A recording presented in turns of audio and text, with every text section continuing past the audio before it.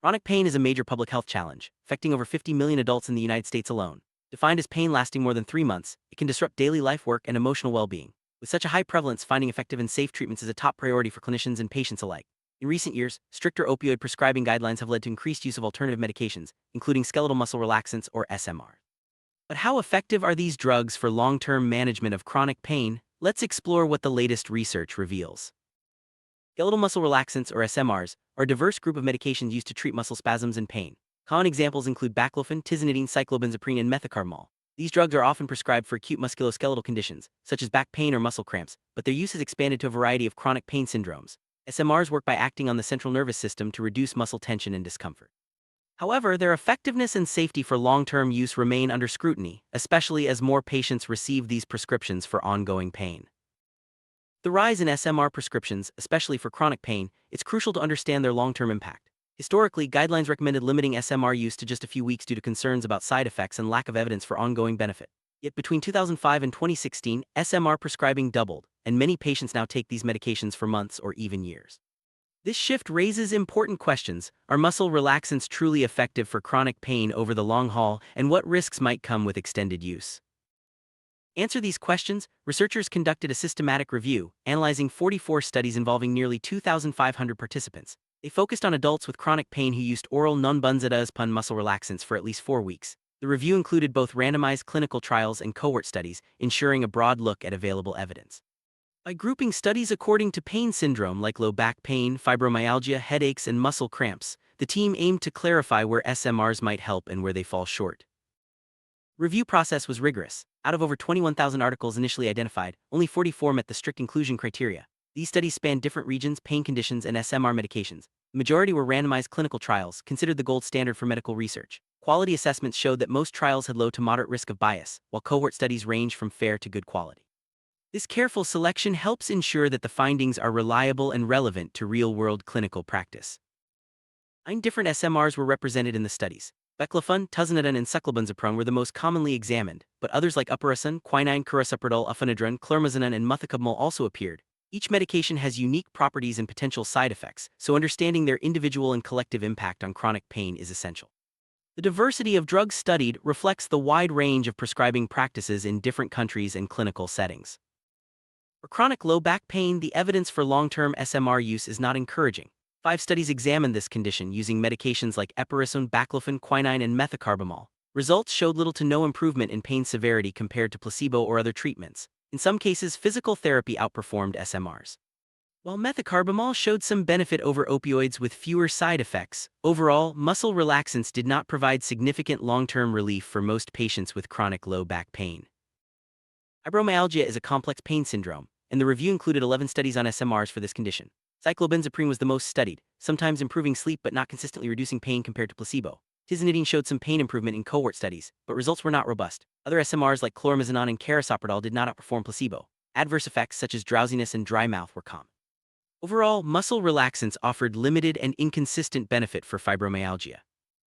N studies focused on headaches and trigeminal neuralgia. Here, the evidence for SMRs was somewhat stronger, especially for tizanidine and baclofen.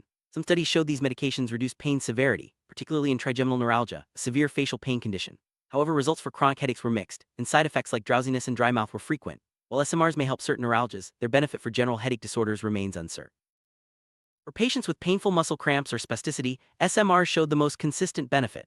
10 studies, many involving baclofen, orphanadrine, and crisuppridol, found significant improvements in cramp frequency, duration, and severity compared to placebo. This was especially true for nocturnal leg cramps and cramps related to liver disease. While side effects were still present, the overall effectiveness of SMRs in this group was more convincing than for other chronic pain conditions. Studies addressed other pain syndromes such as osteoarthritis, cervical pain, neuropathy, and cancer pain.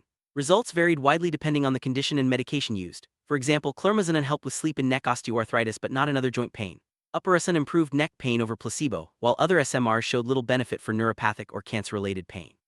This highlights the importance of tailoring treatment to the specific pain syndrome and patient needs.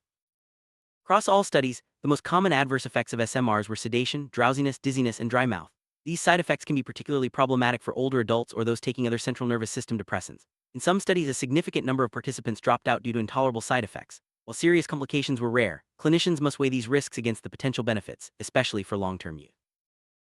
Though the review focused on long-term use, most studies lasted only 4 to 12 weeks. Only a handful extended beyond 3 months. This short duration may overestimate the benefits and underestimate the risks, as some side effects and loss of efficacy can develop over longer periods. As a result, the true long-term safety and effectiveness of SMRs for chronic pain remains somewhat uncertain, highlighting the need for more extended research. Many cases, SMRs were compared to placebo or historical controls rather than to other effective therapies. For chronic low back pain, for example, moderate quality evidence supports treatments like exercise, multidisciplinary rehabilitation, acupuncture, and mindfulness-based stress reduction. For fibromyalgia, graded exercise and certain antidepressants have stronger evidence of benefit. This context is important when considering whether to start or continue SMRs for chronic pain.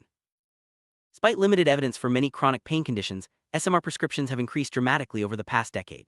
This trend is partly due to efforts to reduce opioid use, but it raises concerns about substituting one potentially risky medication for another. Notably, about one-third of patients prescribed SMRs do not have a musculoskeletal disorder diagnosis, suggesting that these drugs are often used for off-label indication.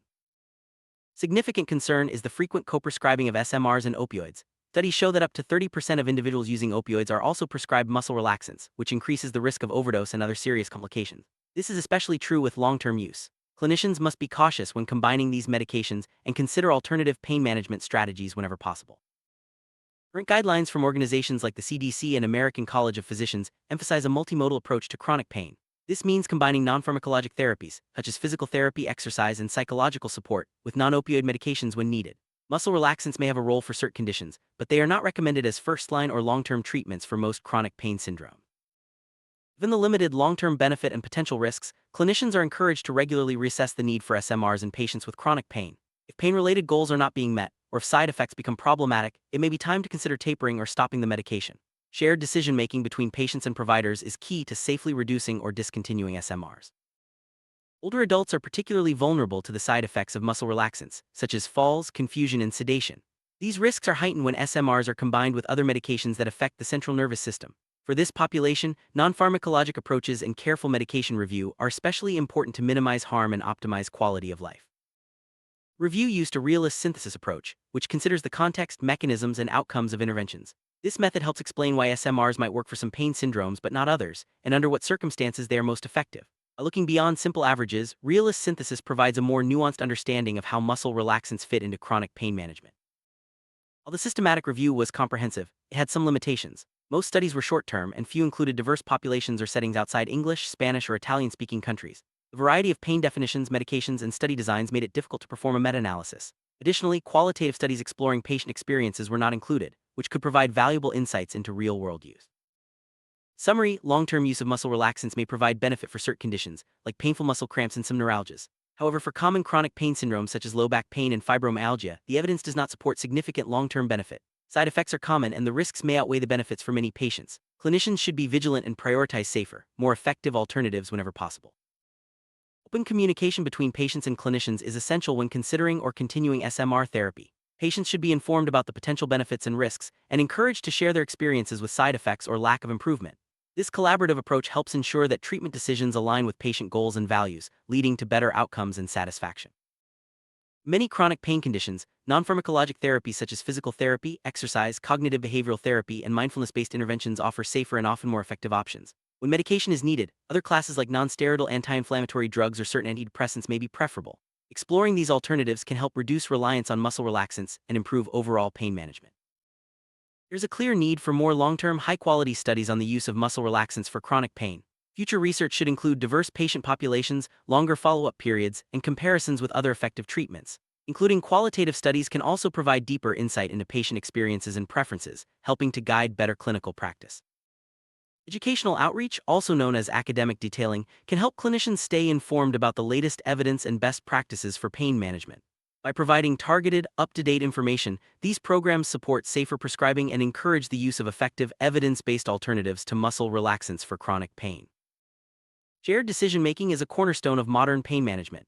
By involving patients in discussions about the risks and benefits of SMRs and other treatments, clinicians can tailor care to individual needs and preferences.